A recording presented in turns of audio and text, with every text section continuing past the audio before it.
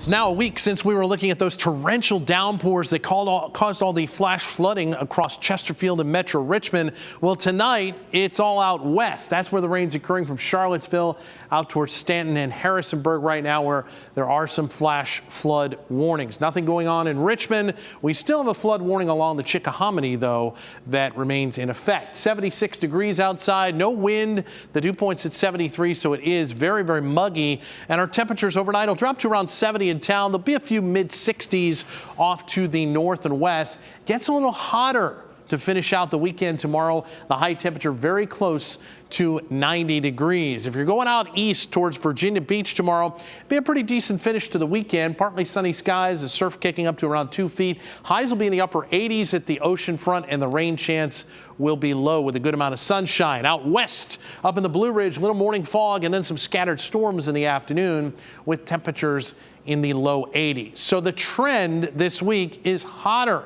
Normal highs in the mid and upper 80s, and we'll be in the 90s most days. We'll probably peak in the mid 90s here on Thursday before dropping back into the upper 80s next weekend. So the rain continues out to our west for the next several hours. Gradually overnight that will just fizzle, and we'll just see a few areas of fog with a lot of low cloud cover over central Virginia early tomorrow morning. But that should break up. A south-southwesterly wind bringing us some sunshine during the day, boosting temperatures to near 90, and then we get a few scattered showers and storms developing up in the mountains tomorrow afternoon. I don't think we're going to see any here in the Richmond area, or for that matter, most or all of central and eastern Virginia. Pretty quiet. Going into Monday, there'll be a little disturbance coming through.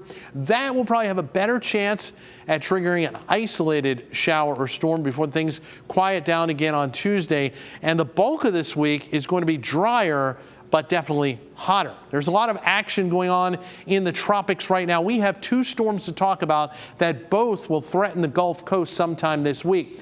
We're going to jump ahead to Marco. Laura alphabetically is behind it, but it's farther east. So Marco packing winds of 65 miles an hour. It's situated a little over 100 miles off the Cuba coast. As this moves through the Gulf of Mexico, it is likely to strengthen potentially to hurricane strength and potentially make landfall by Monday evening along the Louisiana coast, where hurricane watches are currently in effect for much of the Louisiana coast through Mississippi and all the way over towards Alabama. A little farther east, this is Laura. Winds are at 50 miles an hour. Probably not going to strengthen much as it interacts with land over the next couple of days, but eventually it's going to emerge Monday night into the Gulf of Mexico, potentially strengthening, and look at where it has its eyes set on right now. Computer model data suggesting another hit on the Louisiana coast about 48 hours after Marco. We'll keep our eyes on it. Things have been changing a little bit with the model data, but right now some of that moisture may come our way later in the week. 70 overnight, lots of clouds, a little bit of patchy fog. Tomorrow we get to see the sun and temperatures head up to near 90 in the afternoon. It gets even hotter as we go to Monday, Tuesday, Wednesday, especially Thursday, mid 90s, and then some rain chances at the end of the week, maybe a little bit of that tropical moisture next week.